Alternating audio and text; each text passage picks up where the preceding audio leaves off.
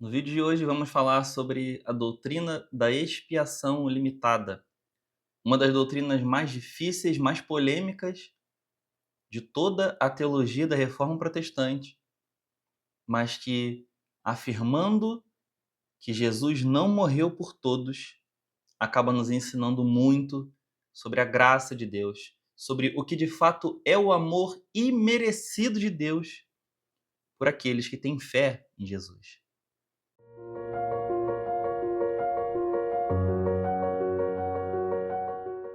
Seja bem-vindo ao canal Rapsódia do Logos. Eu sou Matheus Borges e eu sei, esse tema é muito polêmico.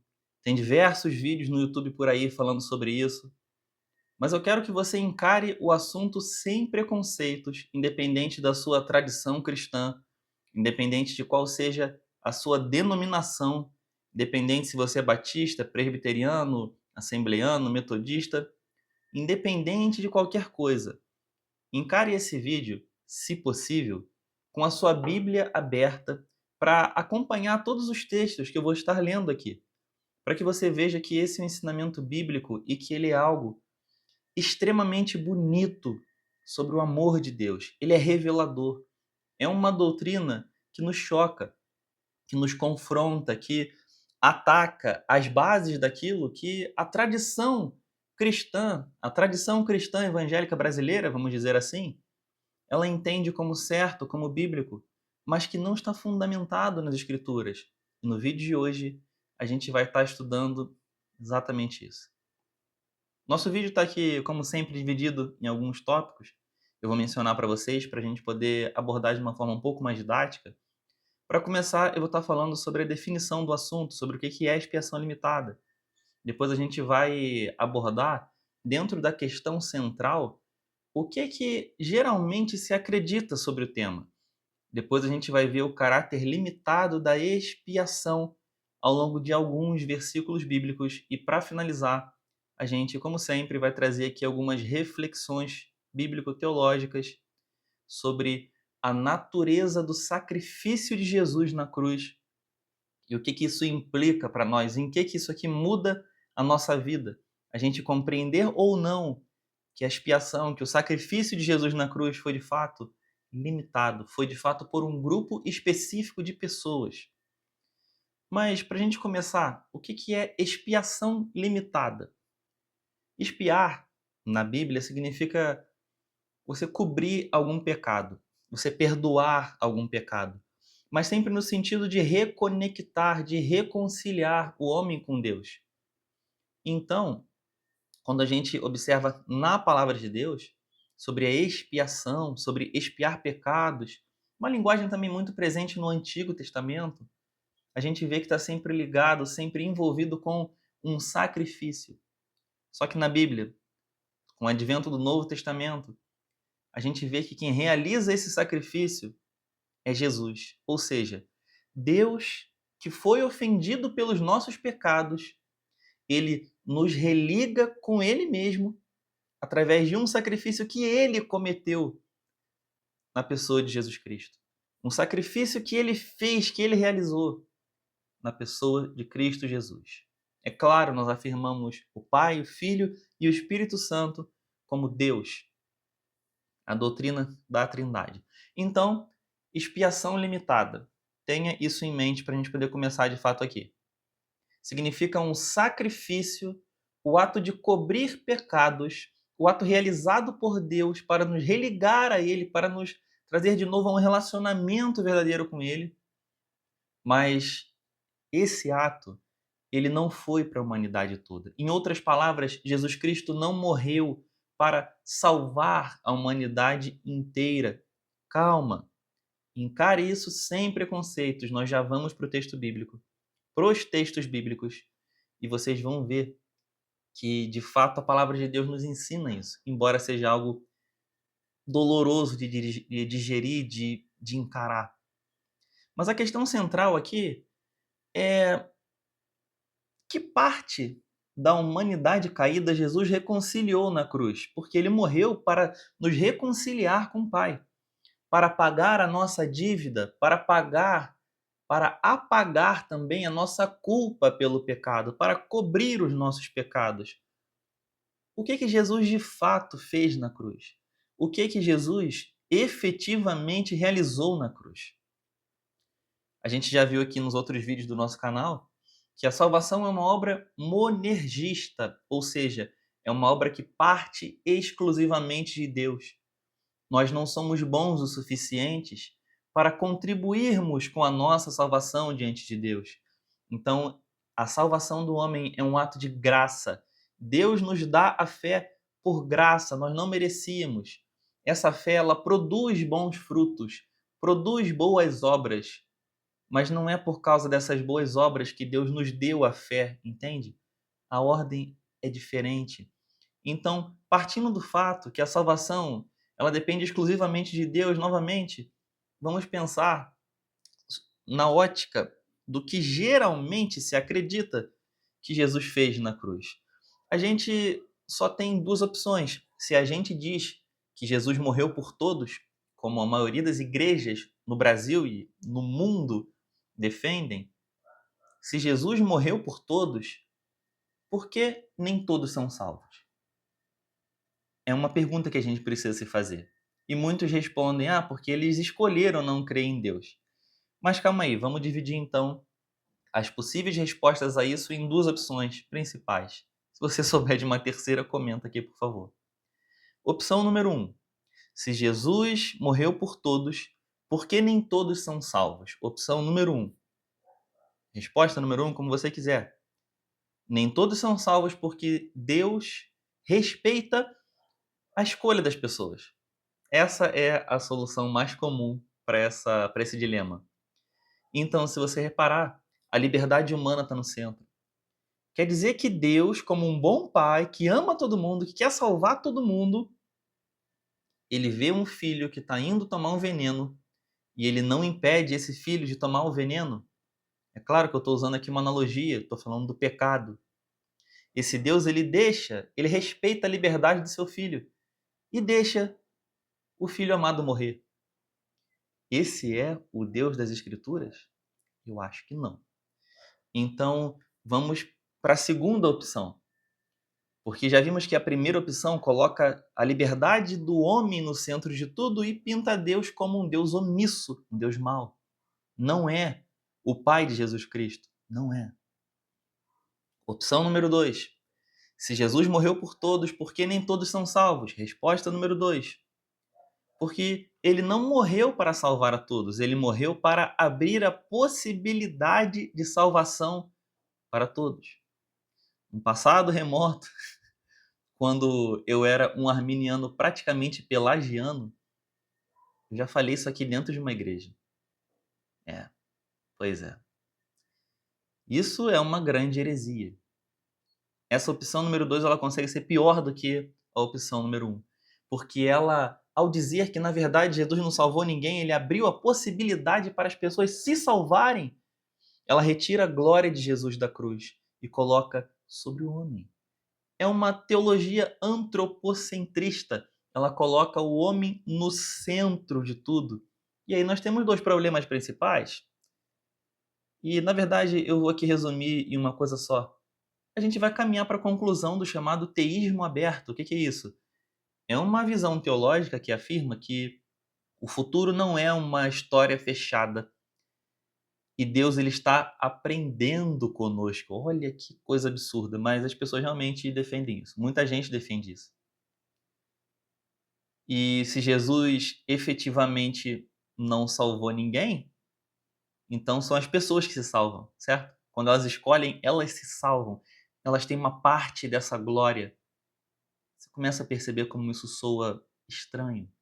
Porque a teologia bíblica, ela coloca Jesus no centro de tudo. Tudo foi por causa dele, tudo é para a glória dele. Então a gente vê que tem uma coisa errada aqui. Conclusão inicial que a gente pode tirar. A ideia de que Jesus morreu por todos apresenta sérios problemas teológicos, para não falar heresias. A conta não fecha sem a gente ferir gravemente a cruz de Jesus Cristo. Então, vamos observar o que a Bíblia de fato ensina sobre o caráter limitado da expiação, do sacrifício de Jesus ao cobrir os nossos pecados. Primeiro versículo, se estiver com a sua Bíblia aberta, por favor acompanhe, se não, anote em algum lugar para depois você ler, se você estiver assistindo isso aqui de um celular, ou está em algum momento que não pode parar o que está fazendo para poder ver, não tem problema, continue assistindo o vídeo, depois leia esses versículos e os seus contextos em casa. Mateus capítulo 1, versículo 21. Ela dará à luz um filho e você deverá dar-lhe o nome de Jesus, porque ele salvará o seu povo dos seus pecados. Em primeiro lugar, o povo de Jesus, já que Jesus era judeu, não poderia significar a humanidade inteira, certo? Então só tem duas possibilidades aqui, como uma segunda observação sobre esse versículo. Só tem duas possibilidades aqui. Em primeiro lugar, o seu povo desse versículo de Mateus 1, 21 se refere exclusivamente aos judeus. E a gente tem um problema, porque a gente sabe que em Cristo judeus e gentios foram reunidos em um único povo, a grande família de Deus, o Israel de Deus, o Israel espiritual. Em segundo lugar, o seu povo, ele pode se referir ao que Romanos chama de Israel de Deus, o Israel espiritual. E outras cartas de Paulo, o povo de Deus, o remanescente de Deus em todas as eras, sejam judeus, gentios, ou seja, está dizendo que Jesus salvará o seu povo dos seus pecados, o remanescente, o povo de Deus, o povo que já é de Deus, não que se tornará de Deus, entende? Jesus não vai morrer para salvar aqueles que se tornarão o seu povo, não. Ele vai morrer para salvar o seu povo. De qualquer forma, não é cada indivíduo da terra. Segundo versículo, Atos capítulo 20, versículo 28. Cuidem de vocês mesmos e de todo o rebanho sobre o qual o Espírito Santo os colocou como bispos, para pastorearem a igreja de Deus, que ele comprou com o seu próprio sangue. Então, novamente, eu trago duas observações aqui. Em primeiro lugar, Deus comprou a igreja com o seu próprio sangue. Está escrito isso aqui. E esse também é um ótimo verso sobre a divindade de Jesus, se vocês repararem. Perceba aqui. Para pastorearem a igreja de Deus que ele comprou com o seu próprio sangue. Ele quem? Deus. Deus comprou com o seu próprio sangue. Ora, o sangue que foi derramado não foi do Pai, foi do Filho. A divindade de Cristo sendo afirmada. Mas, de qualquer forma, repare que essa não foi uma compra absolutamente de todas as pessoas do mundo. Foi de um povo peculiar. Então, perceba claramente o indicativo do que Jesus fez na cruz e do quanto essa compra para essa reconciliação, para essa expiação, foi algo limitado. Ele comprou com seu sangue a igreja de Deus. E aí você pode estar perguntando, claro, isso não quer dizer nada. Calma, calma. A gente vai amarrar melhor com os próximos versículos. A gente vai fechar melhor essa ideia e aparar possíveis objeções, digamos assim. Porque a gente constrói uma teologia de fato sobre a Bíblia não é analisando um único versículo fora de seu contexto. Hebreus capítulo 9, versículo 28. Assim também Cristo foi oferecido em sacrifício uma única vez, para tirar os pecados de muitos, não é de todos. Vou ler de novo. Assim também Cristo foi oferecido em sacrifício uma única vez para tirar os pecados de muitos, e aparecerá a segunda vez, não para tirar o pecado, mas para trazer salvação aos que o aguardam. Jesus veio tirar o pecado de muitos. Muitos não são todos. Talvez você se lembre de alguns versículos da Bíblia que parecem indicar que Deus quer salvar todos, que Jesus morreu por todos, só que sempre que isso aí acontece, esse todos se refere a todos os grupos de pessoas, todos os tipos de pessoas.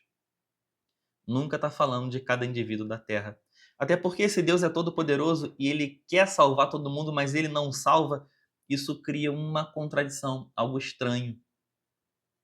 A não ser que você entenda como Deus agindo de acordo com o seu propósito e não simplesmente com aquilo que ele deseja, com aquilo que o agrada. Também não seria muito problema. Mas repare no finalzinho do versículo.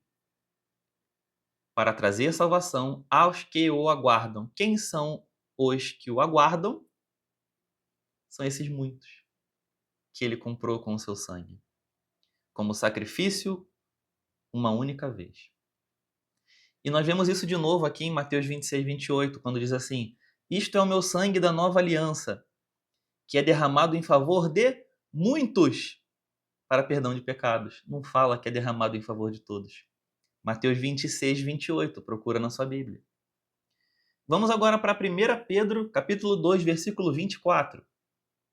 Ele mesmo levou em seu corpo os nossos pecados sobre o madeiro, a fim de que morrêssemos para os pecados e vivêssemos para a justiça. Por suas feridas vocês foram curados. Os nossos pecados, por suas feridas vocês foram curados. Obviamente, o apóstolo Pedro está falando com alguém. Quem? No início da carta de 1 Pedro está escrito o seguinte, apresentação da carta. Pedro, apóstolo de Jesus Cristo aos eleitos de Deus. Em outras palavras, Jesus levou em seu corpo os pecados dos eleitos de Deus sobre o madeiro. Não foi todo mundo. Não foi todo mundo. Por suas feridas vocês foram curados. O público-alvo dessa carta aqui, eleitos de Deus, parte dos eleitos de Deus. Vamos agora para João capítulo 17, e a gente vai ler dois versículos, o 9 e o 20. É por eles que eu rogo. Isso aqui é uma oração de Jesus, tá? É por eles que eu rogo. Não rogo pelo mundo, mas por aqueles que me deste, porque são teus. Não rogo somente por estes, mas também por aqueles que vierem a crer em mim, por intermédio da sua palavra. Repare, Jesus não orou por todo mundo, mas apenas pelos que Deus deu a ele. Está escrito aqui, porque são teus. Não rogo pelo mundo, mas por aqueles que me deste, porque são teus. Ele rogou também por aqueles que vierem a crer nele, que viriam a crer nele. Mas novamente é uma conexão. Porque são teus, em outras palavras, porque já são teus. Então, para a gente concluir o nosso vídeo, eu trago aqui apenas 5 reflexões sobre tudo isso que a gente falou. Eu sei, novamente, são assuntos difíceis, não é algo fácil de digerir, de engolir. Mas, em primeiro lugar, quero deixar aqui ressaltado, destacado, que o valor da cruz, o valor do sacrifício de Jesus é óbvio. Ele se estende universalmente, mas o seu propósito divino era salvar alguns da humanidade caída. Em outras palavras, o sacrifício de Jesus ele é mais do que suficiente para a humanidade inteira. É claro, ele é perfeito, veio como homem, jamais pecou, é Deus. Só que ele não veio salvar todo mundo. Ele não veio fazer isso. Mas a obra de Cristo na cruz ela é aplicada àqueles escolhidos desde a fundação do mundo. Deus já havia determinado e Deus age não simplesmente baseado naquilo que o agrada, mas de acordo com os seus propósitos, com a sua firme determinação. É o que a Bíblia chama de beneplácito da sua vontade. Em segundo lugar, a conclusão de que a expiação é limitada, a conclusão de que Jesus não morreu para salvar todos, é que Jesus não morreu em vão. Quer dizer que todo mundo por quem Jesus morreu é salvo, definitivamente. Aquela pessoa vai vir a crer, ela vai se arrepender, não tem como resistir. Jesus não abriu a possibilidade para que nós fôssemos salvos. Isso é heresia. O homem não salva a si mesmo. O morto não se regenera, ele precisa da obra do Espírito Santo. Ele não morreu para que, se viéssemos a crer um dia por nossos méritos, conquistássemos a salvação. Não. Em terceiro lugar, Jesus morreu para levar sobre si a ira de Deus, a ira que estava sobre os eleitos, sobre o povo de Deus. Essa foi a única ira de Deus que foi satisfeita na cruz. E é por isso que aqueles eventos catastróficos de Apocalipse vão acontecer. O mundo sendo destruído, tragédia sem fim, porque ainda resta uma ira. Ainda resta uma ira de Deus sobre o mundo, que será derramada nos dias da grande tribulação. Mas sobre os eleitos, nenhuma condenação há. Eles não serão condenados. Não há mais ira de Deus sobre eles. Em quarto lugar, vocês já pararam para pensar como o apóstolo João pode ser o único a se referir a si mesmo como o discípulo a quem Jesus amava? Hoje em dia a gente vê pela internet algumas pessoas brincando, dizendo: nossa, que soberbo, né? Essa pessoa se acha pouco. Mas, na verdade, não é isso. A ideia nunca é de vanglória. Nunca é dizendo: olha, eu sou melhor do que os outros. Ele me amava mais do que os outros. Não é isso. Se vocês repararem, e vocês vão ver isso lendo o Evangelho de João inteiro, com calma, prestando atenção nisso. O contexto de todas as ocorrências, quando diz que João é o discípulo a quem Jesus amava, é sempre com um tom de misericórdia, um tom de graça. Em outras palavras, é como se ele dissesse: eu sou aquele a quem ele amou, apesar de mim. Eu, João, sou aquele que foi alvo do seu amor. A expiação limitada, ele morreu por alguns e ele escolheu me amar. Podia ter escolhido qualquer um, mas ele escolheu me amar. É a mesma questão de quando o apóstolo Paulo nos chama de templos de Deus, tanto no sentido de que a igreja é o templo de Deus, quanto no sentido de que cada cristão é o templo de Deus. O termo usado às vezes é o mesmo da Septuaginta para se referir aos santos dos santos, onde o Espírito de Deus habitava. Já pararam para pensar que ele poderia ter escolhido qualquer lugar para habitar, mas escolheu nós, o nosso corpo físico para habitar, a nossa mente, o nosso coração? Isso quer dizer discípulo a quem Jesus amava. E para a gente concluir, eu oro a Deus que você possa sair desse vídeo com tudo que você aprendeu aqui hoje, não com o peito estufado, a cabeça erguida, achando que é alguma coisa, não. Que você, como João, olhe para si mesmo e, e diga: eu sou aquele a quem ele amou, eu sou aquele por quem ele morreu. Em vez de você ficar se perguntando por que não aos outros, se pergunte: por que eu? Porque eu conheço meu coração. Você conhece seu coração. Deus conhece o nosso coração. E Ele podendo habitar em qualquer lugar, Ele escolheu a nós para habitar. Escolheu a nós para fazer a sua morada santa. Que você reflita nisso. Eu sou aquele a quem Ele amou. E derramou o seu sangue para me religar com Ele mesmo. Se esse vídeo foi bom para você, se esse vídeo falou ao seu coração, curta, porque essa é a forma do YouTube recomendar para outras pessoas também. Comente se tiver qualquer contribuição aqui para dar. Se ficou alguma dúvida, se você lembra de algum outro texto que pode estar te deixando em dúvida sobre isso daqui, por favor, comente. Eu vou tentar te explicar o mais breve possível e da forma mais clara possível também.